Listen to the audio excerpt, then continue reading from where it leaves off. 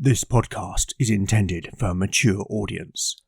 Listener discretion is advised.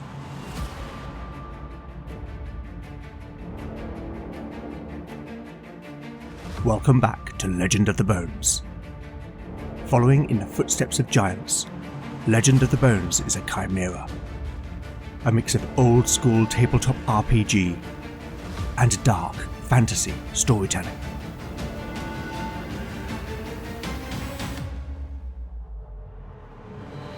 As its name might suggest, in Legend of the Bones the dice rule. There'll be no rerolls, no fudging the dice, no metacurrency. The roll of the bones will determine the character's destiny, and no one will be spared their fate. None shall escape the destiny of Bone.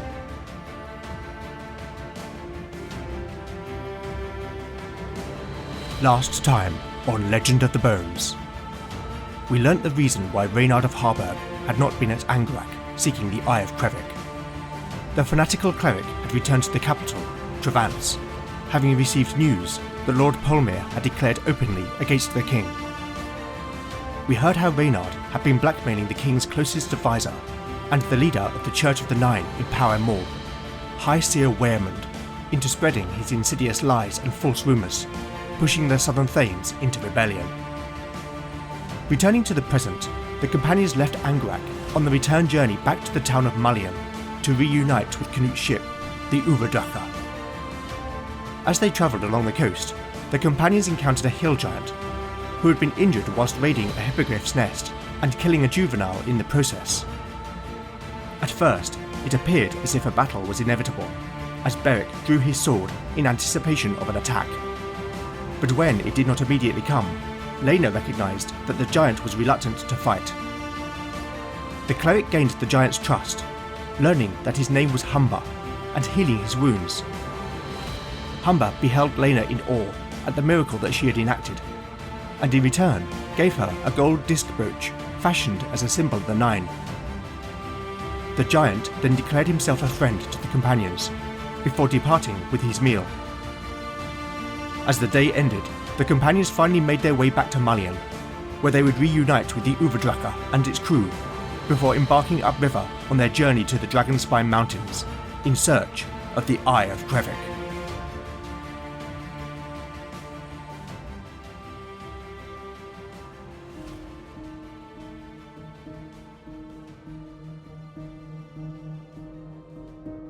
Chapter 45, Part 1, Day 48, Morning.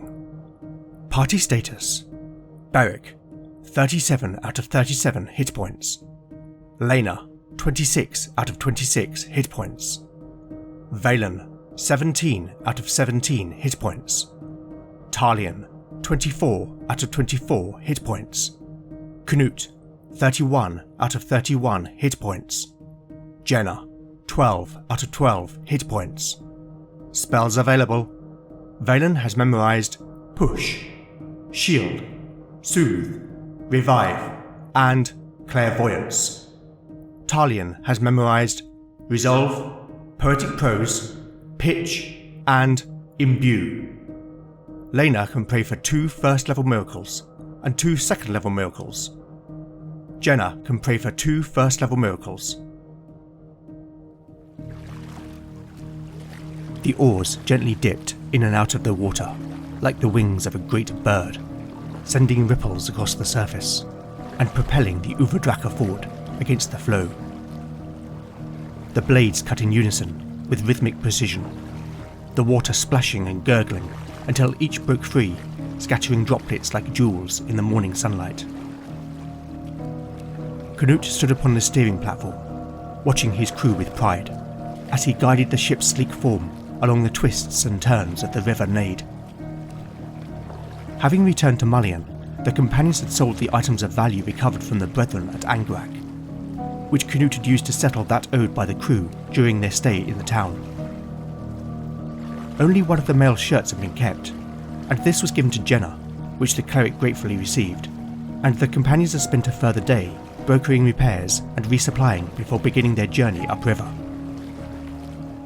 The folk in Mullion had advised that the River Nade was navigable all the way to Varfell, though none could claim to have made the journey themselves. But they were able to name a number of settlements along the river, where their companions might moor and resupply. Of greater concern was the rumour that the southern Thanes were mounting a rebellion against the king, and were mustering forces beyond the Dragonspine Mountains, a range which dissected much of the land in two. "What think you?" Beric asked. The big man was up on the steering platform with Canute, and could clearly see that there was something on the Skarne's mind. "War," Canute responded simply, to which Beric nodded. "If the rumors are true, Conwyn will stand with the king. He is loyal. He reflected. And if he calls, I will answer."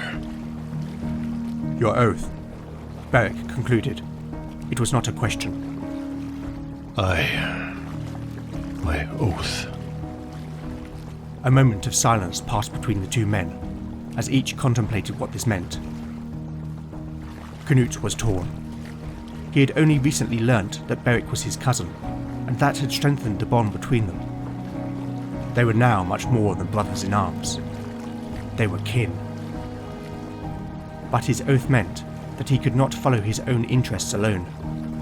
If it came to war, and Conwyn and Petroc were the only Thanes to remain loyal to the king, then their numbers would be too few. They would need allies. "My father," Beric said, breaking the silence, and Canute quizzically looked at his cousin. "Einar," the big man clarified. "What of him?" "Would he come? Would he fight for Conwyn? And if not Conwyn, would he fight for us?" Clearly the big man's thoughts had been the same as Canute's. A wry smile spread upon the Skarne's lips. "For his only son," he answered rhetorically. He would come."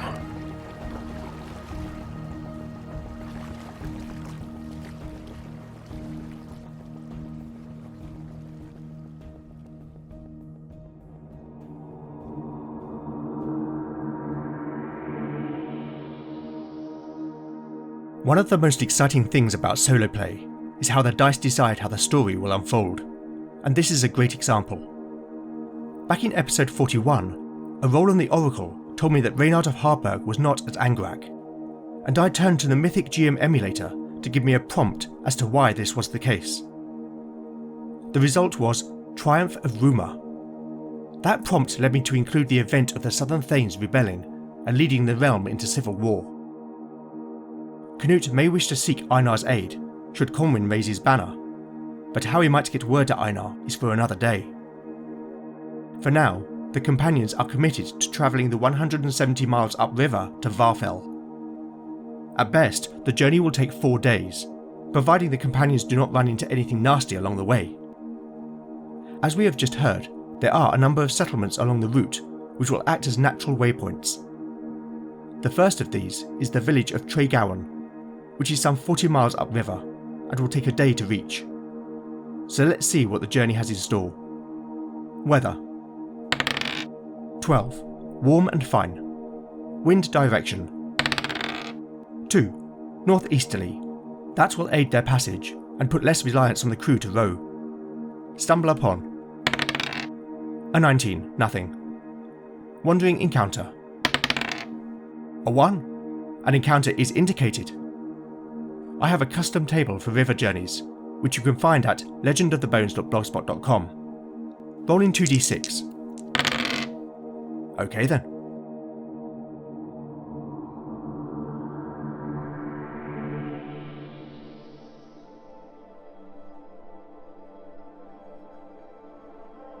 Chapter 45, Part 2, Day 48, Late Afternoon. Party status. The party status is unchanged.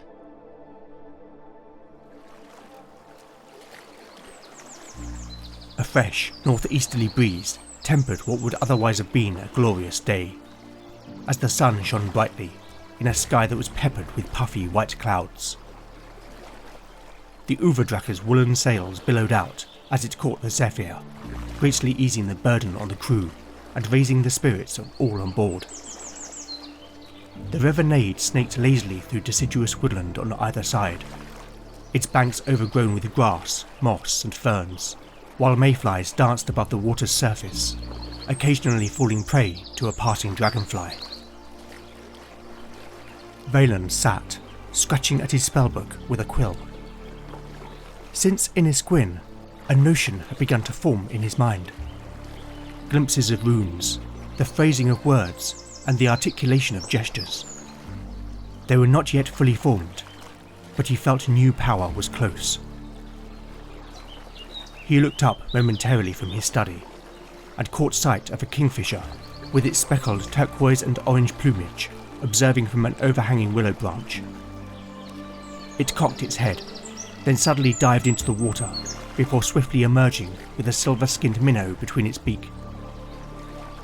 "The dance of predator and prey," he murmured, reflecting that the natural world was a continuous cycle of life and death, and it was the minnow's nature that made it prey. His kind, mages, were hunted for their nature. But in truth, in the eyes of the Brethren, he was an aberration, a deviant, something unnatural, an offence to humankind.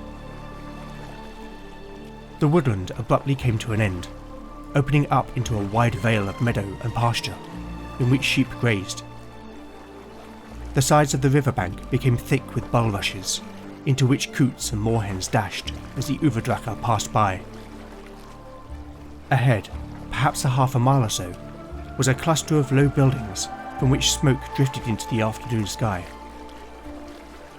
As the Uvadraka got closer, a wooden palisade could be seen running from the riverbank around the village, which was typical of most settlements, given the near constant danger of attack from brigands, or worse. Canute ordered the dragon's head to be removed from the prow, and for Lord Colwyn's banner to be displayed, so that the villagers would know that these Skarne were no threat. The river bent round slightly to the west, and as the mooring quay came into view, their companions were shocked by what they saw. It seemed as if the whole village had gathered by the river, men, women, and children. Many were jeering and shouting, though others were silent, their heads bowed or otherwise turned away. The focus of the mob was on the quayside, where a young priest in a rough-spun robe was presiding over a grim scene. A bedraggled, middle-aged woman in a peasant's shift was crouched on the wooden boards near the water's edge, her arms and legs bound together so that her body was forced into a fetal position.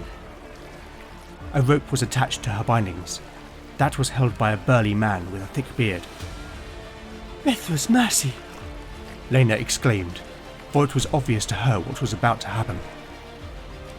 The Uvadraka was still 100 yards from the quay. There was nothing that any of the companions could do. "Row!" Canute commanded sharply, and the crew pulled hard on the oars, quickening their pace. The gathered group had not yet seen the ship. Their attention was firmly on the priest, who waved his arms to silence the mob. "Morgellon, you are accused of witchcraft and consulting with demons, a crime you deny," he called aloud, so that the morbid congregation could hear, in turn reaching the ears of the companions.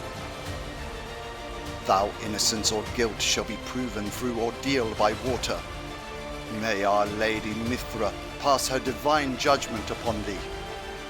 With that, he nodded to the burly man, who abruptly pushed the woman, tipping Morgellon, head first, into the water.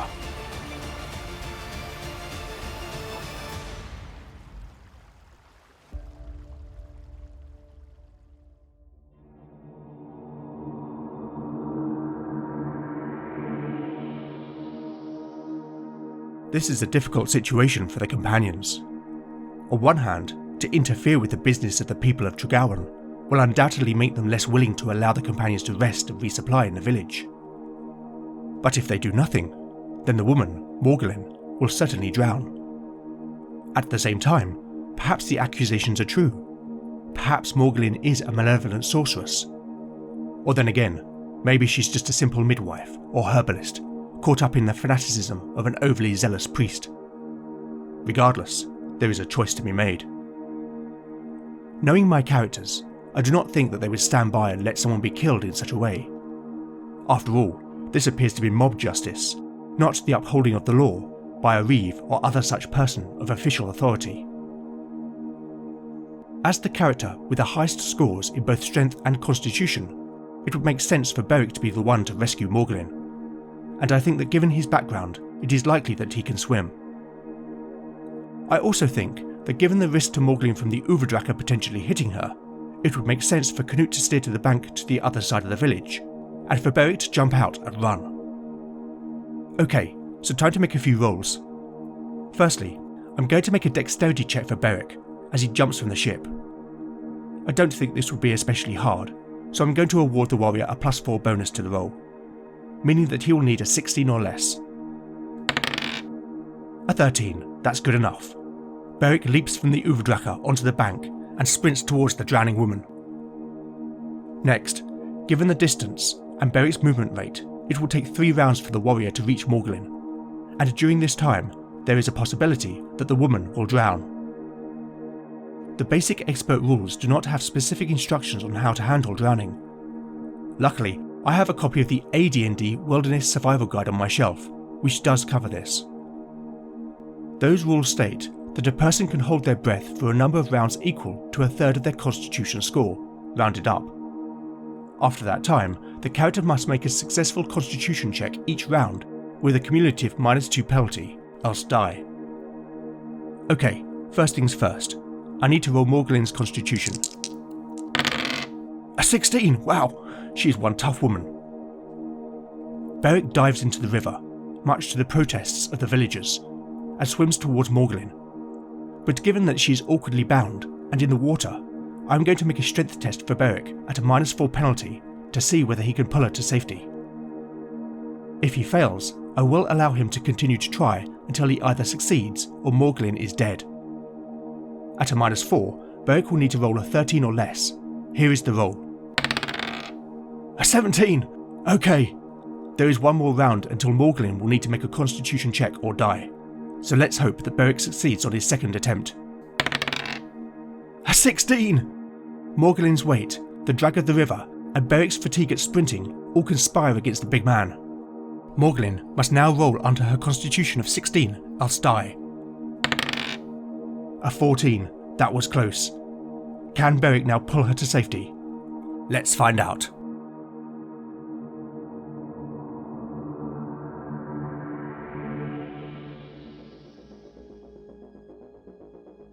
Chapter 45, Part 3, Day 48, Late Afternoon. Party status. The party status is unchanged. Beric dived into the water, the noise of the river rushing in his ears, his lungs already burning from the sprint. He rose quickly to the surface, taking a gasping breath, his ears filled with the shouts and jeers from the crowd, before swimming over to where Morgulin had just sunk down. The water was around 7 feet deep, and diving down, the warrior had little trouble in finding her.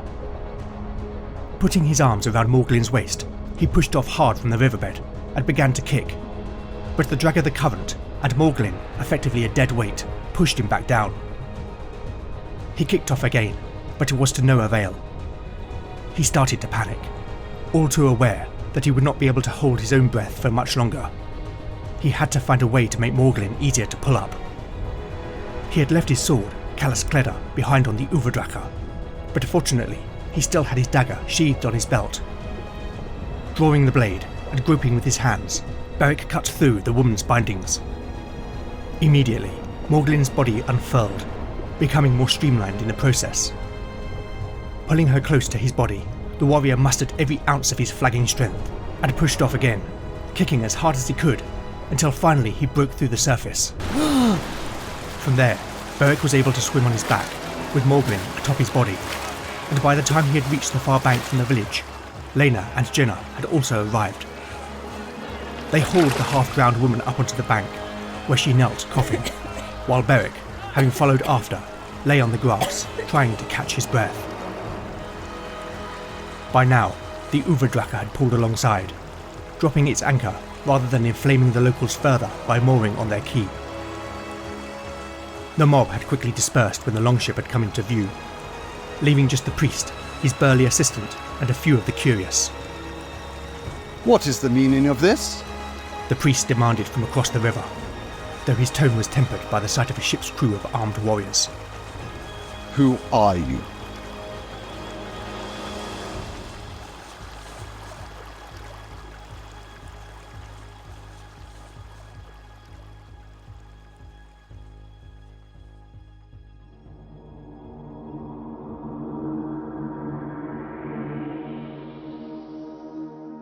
In some regards, given that the companions are only a day out from Mullion, they do not have a compelling need to resupply. So it could be argued that upsetting the folk of Tregowan is of little consequence. However, it is possible that the priest, or others in the village, may have information which might prove valuable to the companions. In addition, I'm curious to know whether the event the companions have just interrupted has any bearing on the wider emerging story. First things first, I'm going to make a reaction roll. Clearly this won't end in combat, but it will influence whether the priest or any of the bystanders will begrudgingly help, or perhaps deliberately hinder the companions through something they may divulge. Whilst several of the companions have charisma bonuses, I am not going to apply these in the circumstances, so this will be a straight roll on 2d6. A 7. That is uncertain. Another roll then. A 7 again. This indicates some kind of negotiation. A final roll. Okay, so we will see how that plays out shortly. But what of the supposed witch, Morglin? I need to find out whether she really is a spellcaster of some kind. As mentioned previously, mages are very rare. But on the other hand, something has made the villagers suspect her.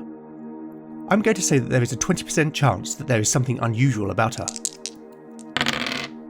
A 74. It would seem that Morglin has been the victim of false accusations.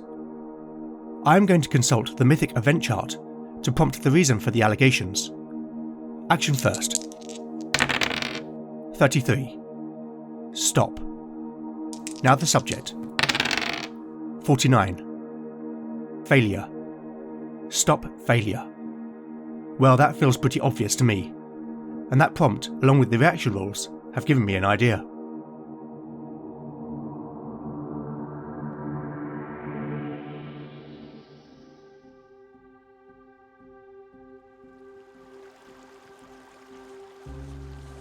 Lena got to her feet, leaving Jenna to attend Morglin.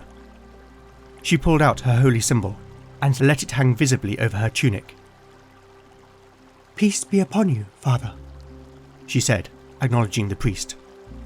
"I am Lena of Godsport, a humble servant of the Nine, and these men are loyal to Lord Conwyn. To whom do I speak?" The priest narrowed his eyes dubiously. He was a thin, wiry man, with cropped light brown hair, which, despite his youth, was already receding at the temples. I am Theobold, The priest replied curtly. His skepticism over the intent of these strangers was clear. Lena ignored the man's demeanour and continued. "Please forgive our trespass, Father," she entreated respectfully. "May I join you, so that we may speak with more comfort?" Theobold nodded in accord, and everyone, including Morglin, who was unsteadily back on her feet, boarded the Uberdracher before Canute steered the ship over to Tregowan's quay. Jenna, having sat Morglin near the prow, put a blanket about the woman's shoulders and began talking to her softly. Valen joined them, and after a few moments came to stand beside Lena as the Uberdracher's crew secured mooring ropes. She is no mage, let alone a sorceress, he reported in a low voice, so that only the cleric could hear. I sense no arcane power in her. He added, to which Lena responded with almost an imperceivable nod. Once the ship was secure, Lena alighted onto the wooden quay. "The blessing of the Nine upon you, Father," she declared, offering the customary greeting between members of the clergy. Theobold nodded, but did not extend the same courtesy. Ignoring the snub, Lena continued. "These lands are the domain of Lord Petrock, are they not?" They are. What of it? Theobold retorted. I understand that by the king's law, only a lord or one of his reeves may command such an ordeal upon a free man or woman. The cleric said innocently. Whom, may I ask, passed judgment upon this woman? A look of indignation flashed across the priest's face. That woman. Theobold spat, ignoring the question and pointing at Morgulin. Used sorcery to interfere with the will of the Nine. That is a serious charge, Father. The cleric responded calmly. What evidence do you have of such malintent? Several men reported that Morgulin attended the birth of their children, and that through her witchcraft their wives felt not the pain a woman should at bringing a new soul to the world. It is unnatural. I see. So she is accused of using magic to help women, to make the experience of childbirth more bearable and less dangerous. Theobold's eyes darted about desperately as he realized the foolishness of his reasoning. But the scripture is quite clear. Suffer not a witch to live. Lena smiled, almost sympathetically. Well, fortunately for Morgulin, the scripture is not the law. The priest's shoulders dropped, unable to challenge Lena's point. He looked up, staring venomously at the cleric. Not yet. With that, he turned and walked away, the burly man in tow.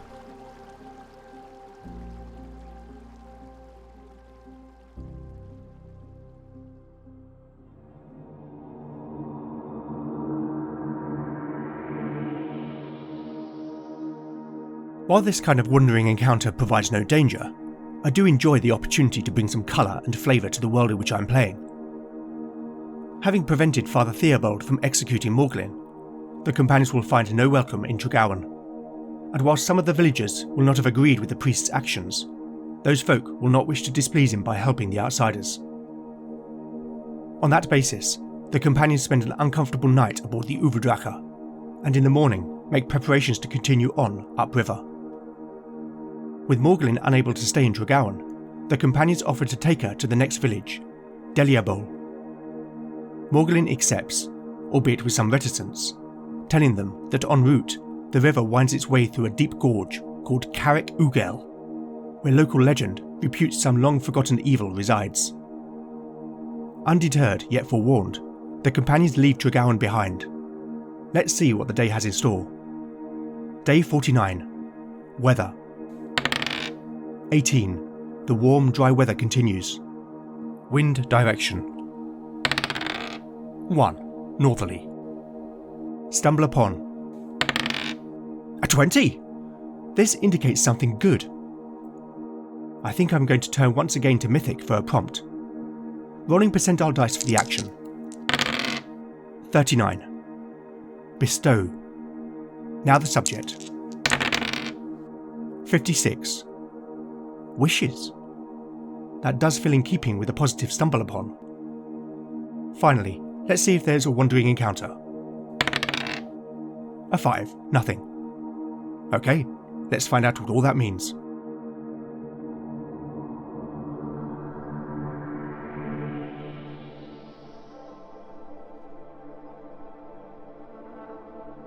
Chapter 45, Part 4, Day 49, Morning. Party status. The party status is unchanged. The fine summer weather continued as the Uvrdracha travelled south against the flow of the River Nade. A northerly wind took the edge off the sun's heat, making it pleasantly temperate, and allowed the ship's sail to be hoisted, once again saving the crew from the worst of the labour of rowing. The dense woodland along the earlier stretches of the river had disappeared, and the landscape had evolved to rolling hills of grassland, dotted with the occasional barrow or stone ring, evidence that people had made this land their home for hundreds, if not thousands of years. As the landscape passed by, the woman, Morgulin, told Lena how she had lived in Tregowan her whole life. 45 years. She lamented bitterly. I cannot imagine how hard it must be for you. Lena empathised. Morgulin nodded. I've helped deliver countless babes in my time. Most lived. Mothers also. She explained. There's nothing sorcerous about being herb-wise, or understanding a woman's body. Of course not. Lena agreed. Folk trusted me, Morgulin's expression was rueful. until that Father Theobold came. When was that? Lena asked. Not yet 6 months. The old priest died of the winter fever. The midwife explained. He saw no harm in what I did. Respected me, even. Then her voice turned bitter. This new fellow, he was determined to find heresy, even though there were not. Her bitterness gave way to sadness. And he poisoned folk against me. Many I've known from boy to man. Lena put a hand sympathetically on Morgulin's arm. The woman smiled softly and patted the cleric's hand. She looked over to where Valen was sitting, scratching at his spellbook. A good job those strangers passed through before Theobold came. Strangers? Lena asked at this unexpected turn in the conversation. Aye, like your friend they were. She nodded towards Valen. 2 women. One old, the other young. Like you, my dear. What were their names? Only the elder spoke. She said her name was Demelza. The younger had cramps from the woman's curse, so I gave her a remedy of lady's mantle and evening primrose. That was kind of you. Morgulin shrugged. Helping folks what I do. Did this Demelza say where they were bound? Lena probed. Only that they were headed south. I see. Thank you, Morgulin. No need to thank me, dear. You and your friends saved my life, after all. Morgulin noted, then added, May the ancestors guide and keep you.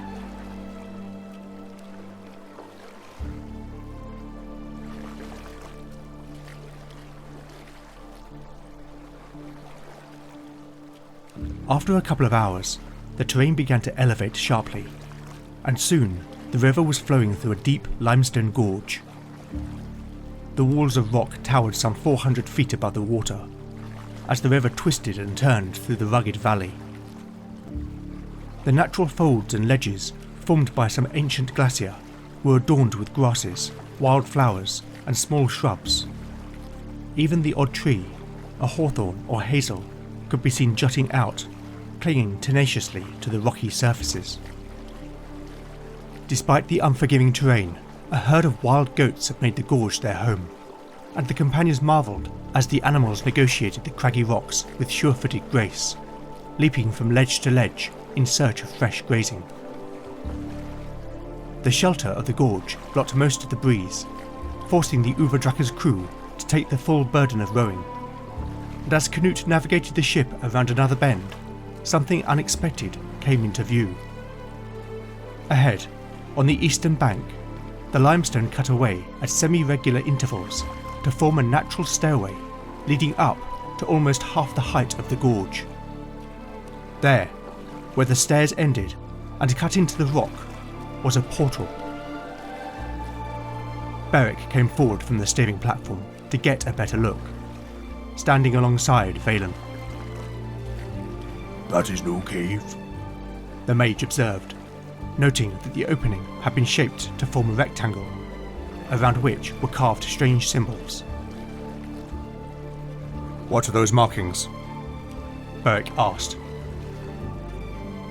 From this distance, I cannot see clearly enough to tell, Valen replied. But given where it is situated, it is likely that whatever it is, it had some significance to the folk of old. The mage concluded. Talion, have you any knowledge of this place? The bard looked up at the portal, then back at the mage before shaking his head. But what of Morglin's warning? Lena interjected, to which Phelan nodded. That we should not ignore, truth be told, though it may contain something which may aid us. Well then, Beric said, looking at the companions. Who thinks we should take a look?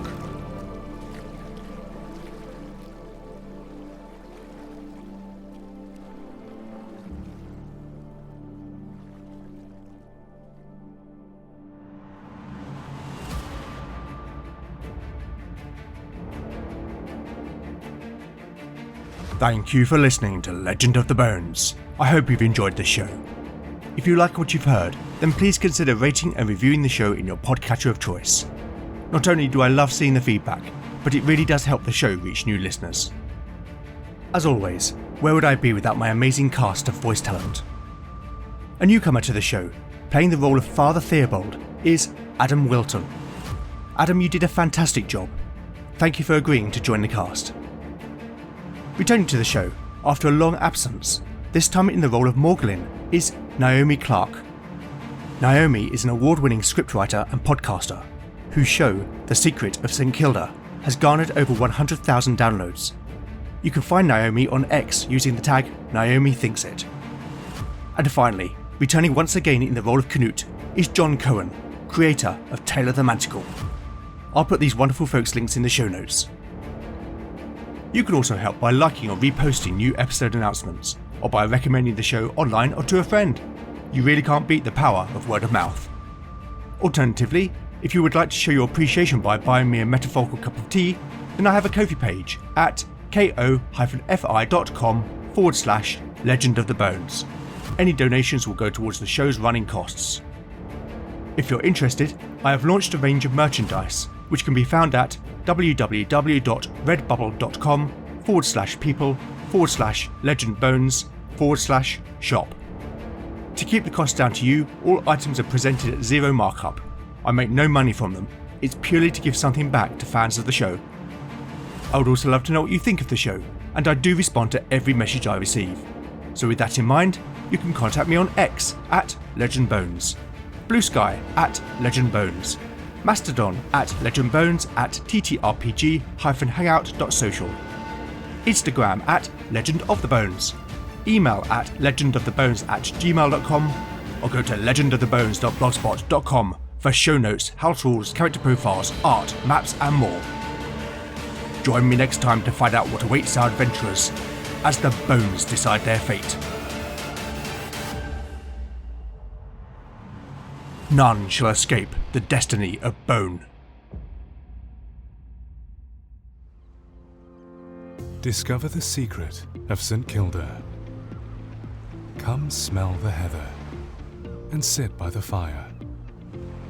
Come talk and laugh with a community of like-minded souls seeking salvation.